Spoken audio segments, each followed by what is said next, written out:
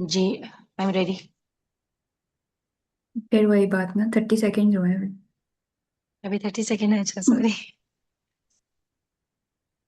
मैं ना तुम लोग की आदत बना रही हूँ ताकि एग्जाम में भी बने। तो आप एक्स्ट्रा ये पूरा अलग टाइम होता है इसका? हाँ, वहां पे लिखा हुआ होता है। हम्म। आपके 10 मिनट परफॉर्मेंस के अलग होते हैं। अच्छा अच्छा, मुझे इस चीज के बारे में नहीं पता था। आप जब जाओगी ना एग्जाम में तो ऊपर, सबसे ऊपर से स्टार्ट करना जहाँ पे लिखा होता है कि you have 2 minutes to read the station. 2 और 1 मिनट वट हम्म। एवर, जैसा उनका दिल करे, लेकिन हम्म। 1 मिनट तो पक्का पक्का होता है। चलो, अब हम स्टार्ट जी करते जी। हैं। Okay, so you have read the scenario. Yes madam. Alright, so what will be your immediate action? Madam, considering the situation, which is the difficulty in delivering of the baby while we are performing the cesarean section, which is category 1 cesarean section, I will first of all ensure the presence of my senior around, and also I will be calling for help from a assistant who is going to help me in providing me assistance for the delivery of the baby. Also, I will be informing the theater staff and my scrub nurse that we are facing difficulty in delivering the baby. And madam, and I will ensure my patient vitals are stable, and there is no other indication like excessive hemorrhage from somewhere. And then I will proceed towards ensure understanding that how we can deliver the baby safely. Okay, how will you deliver the baby? Madam, for this we have got two approach. One is the push approach and one is the pull approach. Madam, in the push approach, I will tell one of my assistant to push the baby from the vaginal approach, and by that mean I will be further assisting that push from the vagina, and then will be guiding my hand to deliver the baby by means of the flexion of the head. Another approach for the delivery of the stuck head is that, madam, we are going to do the pull approach. In this, madam, we simply take our hand down below the fetal head, and this is the normal way we are delivering a baby during the cesarean section. However, since the head is badly stuck, so we will be not doing very aggressive pressure application there. So with the firm pressure applied and keeping the head keeping the bed and low, or I can take my support from the foot end and keep myself high up from the patient, and then I can use the pull approach to deliver the baby. Then, madam, there is another approach which is called Petworthen approach, in which we deliver the baby as breech extraction. Since the head is down below and while we have given the scars, so the shoulders are more in a appropriate way to be reached. So we disimpact the shoulder, and then we can also do the breech delivery of this baby. Okay, how will you communicate with the patient and the family after delivering the baby? Madam, for this, I will be employing the clinical governance steps. In this, I will do the debriefing to the patient once the patient is stable, and also I will do this debriefing to the patient's family. I will explain about the whole scenario and the situation in which the patient ended in this complication of having the difficult delivery of the baby that led her to have the cesarean section in the second stage of the labor. And I will also explain my patient's family about the risk of having any trauma to the baby while delivering such a difficult badly stuck baby. And madam, I will ensure that I will do the risk management, and I do the self reflection on my practices, and I will be honestly communicating with any negligence if there was any from our part. And we will be ensuring the patient's family and the patient to be dealing with them professionally and psychologically, and will provide empathetic approach in dealing any concern of the patient or the family.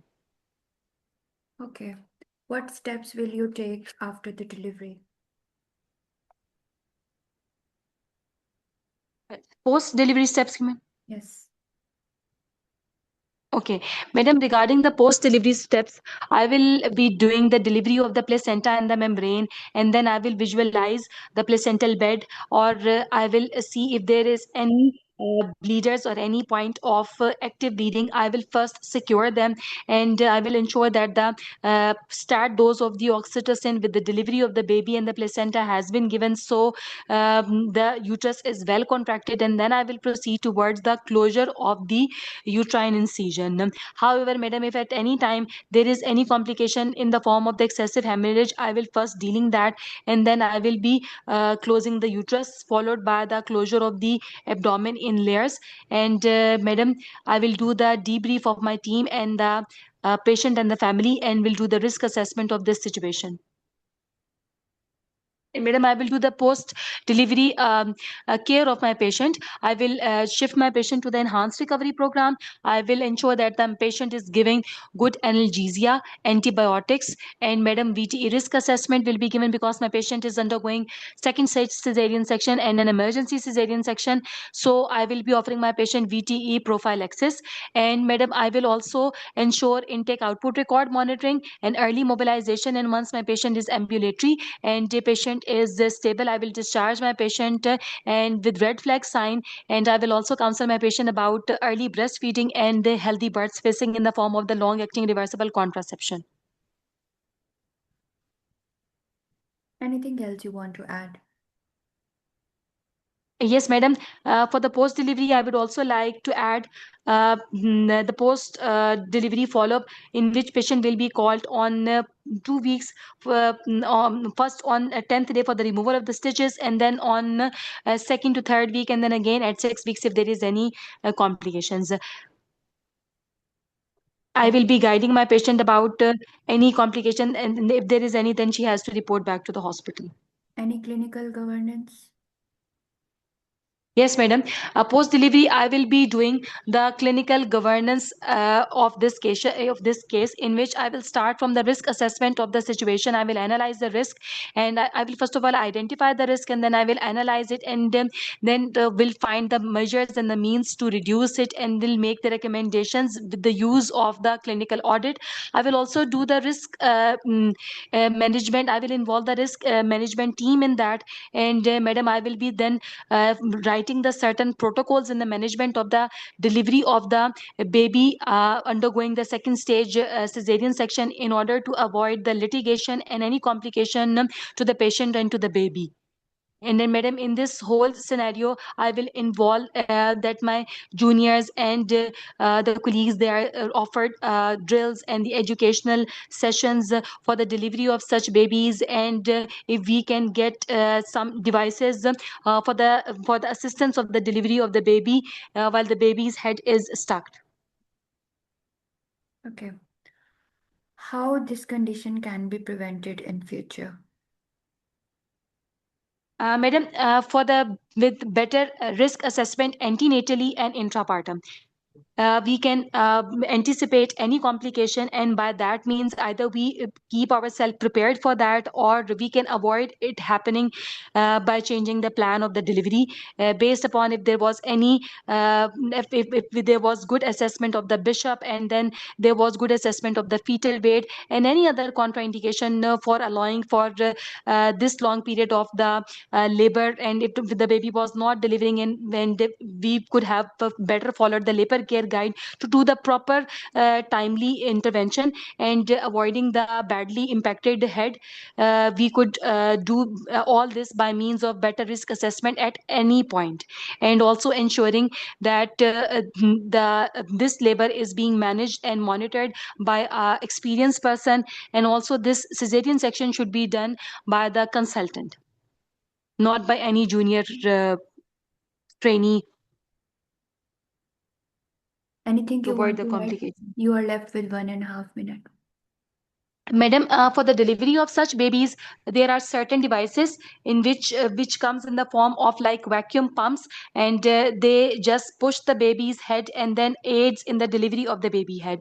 We don't have such devices in our setup, but in literature there are certain devices. And another thing is that, madam, for this second stage cesarean section, there are certain protocols everywhere in the unit which needs to be followed, and this include that this cesarean section should be done by the senior most person. The cesarean scar should be done a high, should be given at a little higher up, avoiding the injury of the bladder. And because the patient has undergone a long period of labor pains, the bladder and the lower segment must be edematous. So avoiding the injury and aiding in the delivery, these protocols should be followed. Okay.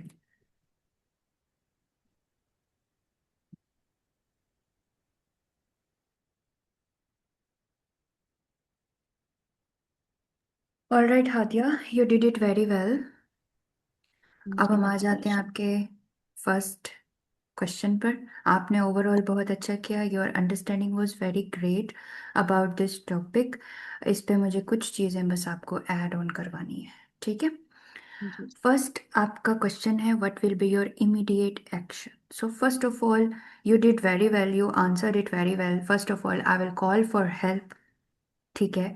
This is a medical emergency, I will call for help. And मैं कोई extra जो excessive tractions है I will avoid that. Patient safety points आपने साथ साथ बताते जाने, ठीक है।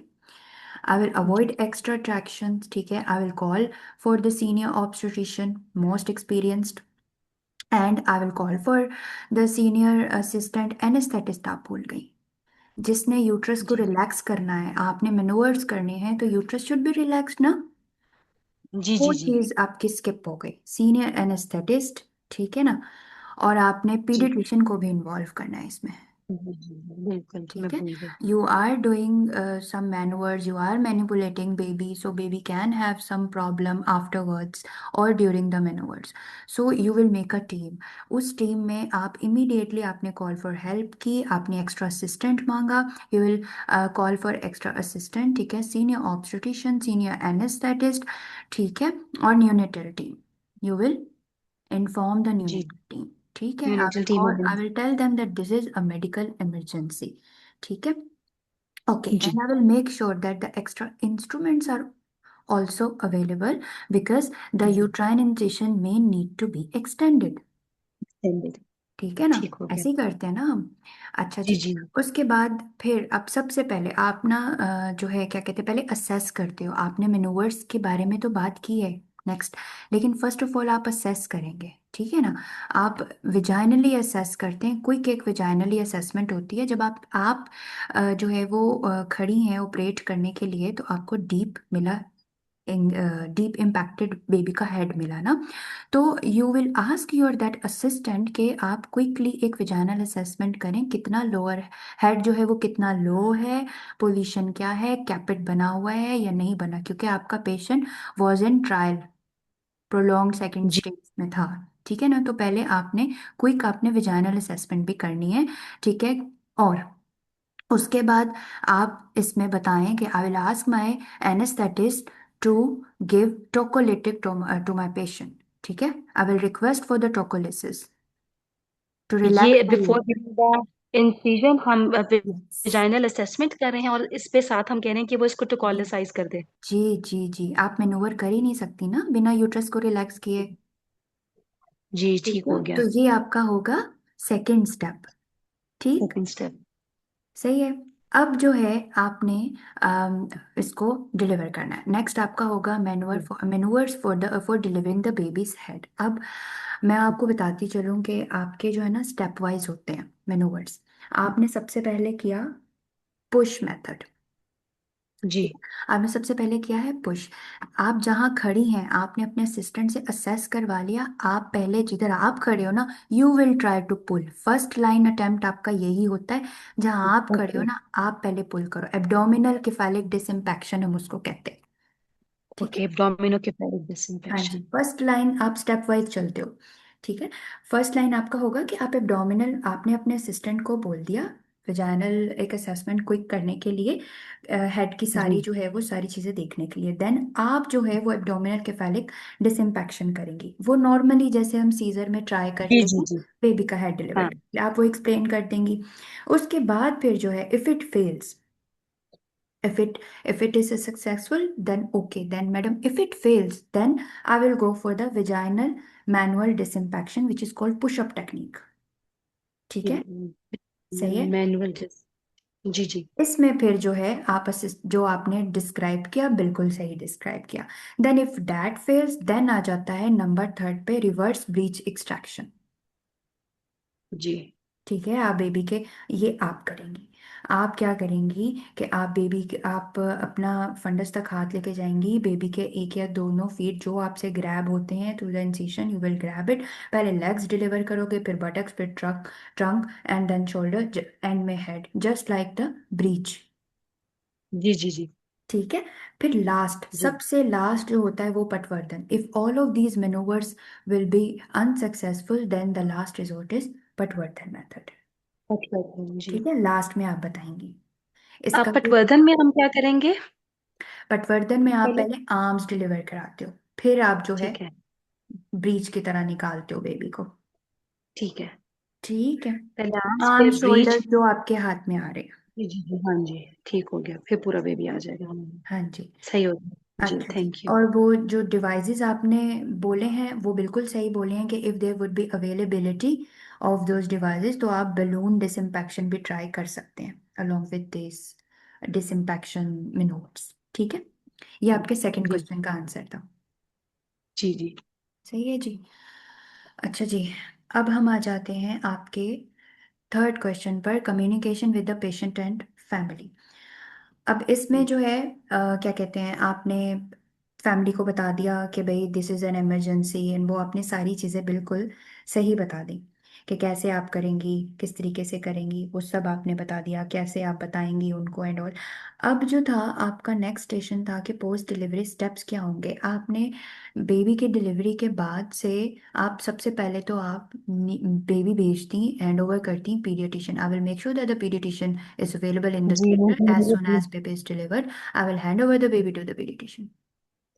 जी जी जी ठीक है, बाकी सारे आउट जी उसके सारी चीज़ों के साथ आपने जो आउटकम्स हो सकते हैं, पेशेंट का जो सीजर था वो लंबा चला है ना, और जी बेबी जी। बेबी से रिलेटेड आप ना बीच में बेबी भूल गई थी। मैं बेबी भूल गई थी। आप पोस्ट जी। डिलीवरी भी बेबी भूल गए हो, बेबी को भी तो असेस करना था ना, आप मम्मा को मैनेज कर रहे थे। हाँ बिल्कुल, मैं ठीक है, बेबी भूल गई आपने थी। मम्मा को सारी चीजें आपने डीब्रीफ करनी है, आप बोलो इधर ही, आप बोलो पोस्ट डिलीवरी स्टेप्स आपके हैं, I will document each and every event. ठीक है, with the hmm. Clear documentation of the manoeuvres, step by step which were tried. ठीक है, time of delivery of the baby, any complications occurred in the during the delivery. ठीक है, फिर आप जो है डीब्रीफ करें, वही जो आपके डीज होते हैं ना, 7 Ds। Debrief the whole situation to my colleagues as well as the patient's family. Family. ठीक है, आपने इन्हेंस रिकवरी प्रोग्राम किया, बिल्कुल सही किया। फिर आपने मम्मा को वीटी प्रोफिलैक्सिस दी, बिल्कुल सही दी। आपने मम्मा को उसको एचडीयू में रखा। और इसके अलावा जो आपने पीपीएच के लिए मॉनिटर करे, this patient can go into PPH. Long second stage में रही है वो, प्रोलॉन्ग सेकंड स्टेज में, फुल डायलिटेशन पे उसका सीजन सेक्शन हुआ, she is at the risk of postmortem haemorrhage. तो हेमरेज, ठीक है, यस। तो आप जी। एक्टिव मैनेजमेंट करेंगे उसके लिए, ठीक है ना। इस पेशेंट को लॉन्ग टाइम पीरियड के लिए कैथेटराइज तो नहीं रखना ना? नहीं, आप अपना सिंपल जो कैथेटराइज करना है आप वही करें। जी ठीक है, जी ठीक है। एंटीबायोटिक्स पे भूल गई आप, एंटीबायोटिक्स पर सिजेरियन प्रोटोकॉल, थ्रोम्बोप्रोफिलैक्सिस आपने बता दी। बच्चे को आप बिल्कुल भूल गई। हम्म। ठीक है, जी डीब्रीफ जो आफ्टर केयर होती है, जिसमें सारी चीज़ें डीब्रीफ अपनी टीम को करनी होती हैं, पेशेंट को करनी होती हैं, वो मैंने आपको कंप्लीट करवा दी। अब नेक्स्ट प्रेगनेंसी में आप इसको कैसे, क्लिनिकल गवर्नेंस मैंने जब आपसे पूछा ना, आपने तब डीब्रीफ वाली चीज़ को मैंने प्रॉम्प्ट किया आपको, देन यू टोल्ड जी अबाउट। जी। तो पोस्ट डिलीवरी स्टेप्स यस। आप इसको डिवाइड करो, जब भी कोई मेडिकल इमरजेंसी होती है, इस सिनेरियो के अलावा कोई भी सिनेरियो आता है, आप पोस्ट डिलीवरी हम्म। स्टेप्स को communication with the patient and team से लेकर इस इस इधर से स्टार्ट करेंगी। फिर आप मम्मा को भी देखेंगी, मम्मा में जो जो चीज़ें हो सकती हैं, और बेबी, बेबी के लिए भी baby will be hand over to the paediatrician, assess baby, ठीक है, आफ्टर द डिलीवरी जी और एनी ट्रॉमा और एस्फिक्सिया, ठीक है ना। और जिस बेबी जी की इस तरीके से डिफिकल्ट डिलीवरी होती है उसकी फिर कॉर्ड गैसेस भी जाती हैं, उसके ब्लड सैंपल्स भी जी जाते हैं, है ना। जी जी कॉर्ड ब्लड अच्छा, सैंपल। ठीक है। ये सारी चीजें आप करेंगे, जब आपसे पूरे स्टेप्स पूछे गए हैं ना, तो ये हर हर चीज आ जाएगी। Although this is basic things, but ये आपसे पूछा है तो ये सब चीजें इंपॉर्टेंट हो जाती हैं, particularly when there is an emergency, ठीक है। अब जी आ जाते हैं आपका लास्ट क्वेश्चन, आप कैसे इसको सिमिलर इवेंट को प्रिवेंट कर सकती हैं। आप सबसे पहले जो है, आप नेक्स्ट टाइम आप उनको बोलें कि first of all I will counsel my patient that there could be, there can be the chances that this can happen again, so I will tell her that she should be early booking at a tertiary care hospital, सबसे पहले बड़े अस्पताल में उसकी delivery होगी, ठीक है। जी ऐसे आपने स्टार्ट करना है, ठीक है। और her she will be assessed, ये आपने सारी असेसमेंट बोली, लेकिन थोड़ा सा आप सोचते सोचते अपने जो घुमा फिरा के आपने सारी चीजें बोली। तो उसको बस हम्म सिंपल के हर risk factors for this event will be identified earlier, like prolonged stage, she will be vigilantly monitoring for the prolonged second stage or any failed operative vaginal birth, ठीक है। she will, the baby's head will be assessed by the senior obstetrician, ठीक है। there should be, ये senior का आपने बात बोली, बिल्कुल सही बोली कि इसके सीनियर की नेक्स्ट टाइम इसकी डिलीवरी में सीनियर की प्रेजेंस बहुत ज़्यादा इंपॉर्टेंट है, ठीक है। एंड जी अगेन फॉर द डिसीजन के either she should be going for the trial of labour और द इलेक्टिव सिजेरियन सेक्शन, ठीक है। एंड लाजन जी with your senior consultant this will be जी डिसाइडेड। राइट सेटिंग होना जी उसकी बहुत जरूरी है अगली डिलीवरी के लिए, ठीक हो गया। हम्म हम्म जी ये है सारी चीजें जो आपने अपने पेशेंट को बतानी, ठीक। सही हो गया। समझ आ जी गया। जी तो ये मुझे पता नहीं है कि ये पास्ट में आया है या नहीं, लेकिन ये बहुत इंपॉर्टेंट सेशन है।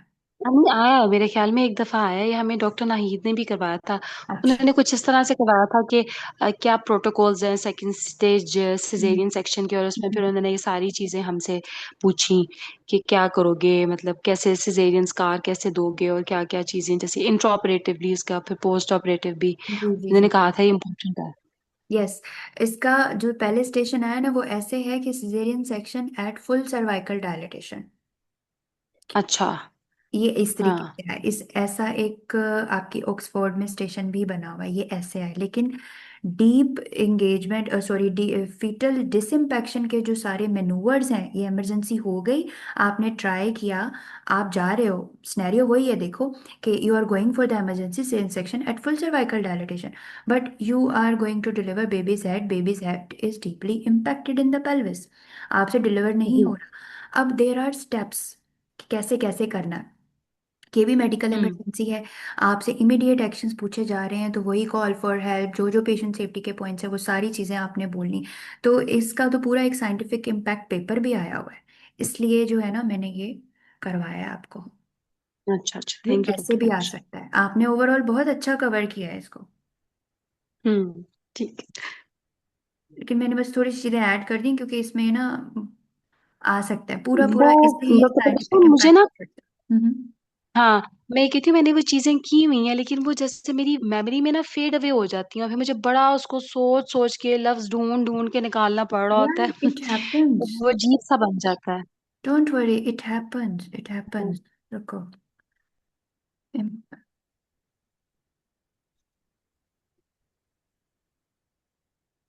मुझे ना वो तुम्हें चार्ट करवाना है, रिवाइज करवाना है, कहाँ गया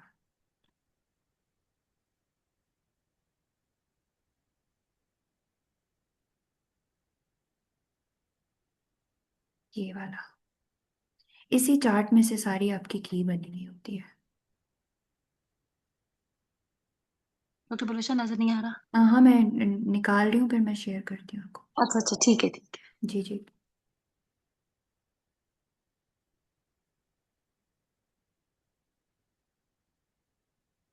कुछ प्रिवेंटिव स्टेप्स हैं जो आप पहले से लेते हो मैनोवर्स करने से पहले। बस ये आपको ना लास्ट वाला एक चार्ट करने, रुको मैं शेयर कर रही हूँ स्क्रीन आपके साथ। वेरी ब्राइट चांसेस कि ये आ जाए इस तरफ हम्म। आए, क्योंकि पहले तो वैसे आ गया ना, अब तो दिख रही होगी स्क्रीन, राइट? जी जी जी। चले, ये आपका पूरा एल्गोरिथम आपने एंटिसिपेट जब किया, आप नेक्स्ट प्रेगनेंसी में you will anticipate this thing, है ना? तो फिर आपने ये जी सारी चीजें करनी होती हैं। Clinical features of obstructed labour आप असेस करेंगे, आप इसमें ऐड करें अपने फ्यूचर प्रेगनेंसी में। ठीक है, ये वाली बातें कि फीटल स्टेशन चेक किया जाएगा if it is low, malposition of the foetal head, ठीक है।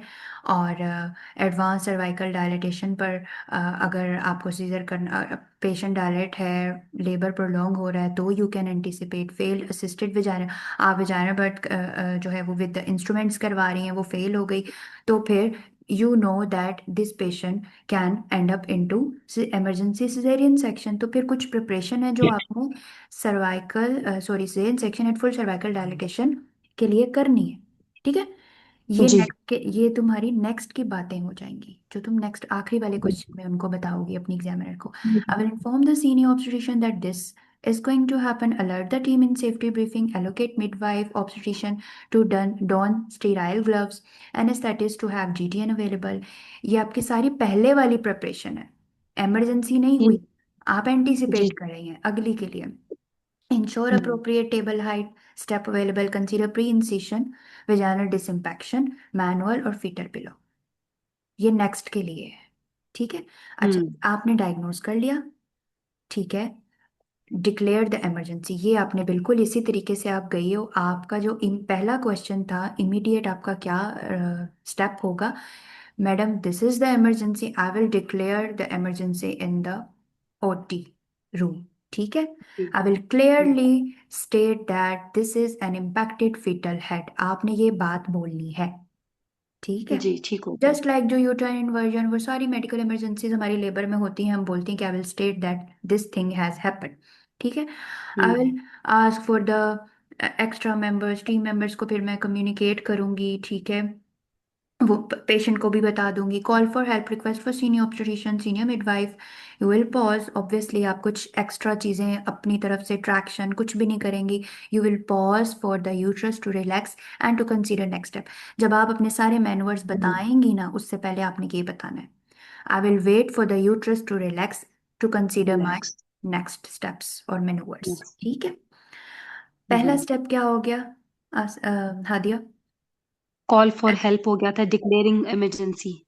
ठीक है, उसके बाद अब ये सारी चीजें इसके साथ साथ आपने ये सारी कर दी, अब आपने मेनूवर पहला कौन सा किया? एब्डोमिनो किफेलिक डिसइंफेक्शन, जो हम नॉर्मल कर रहे होते हैं। जी बिल्कुल।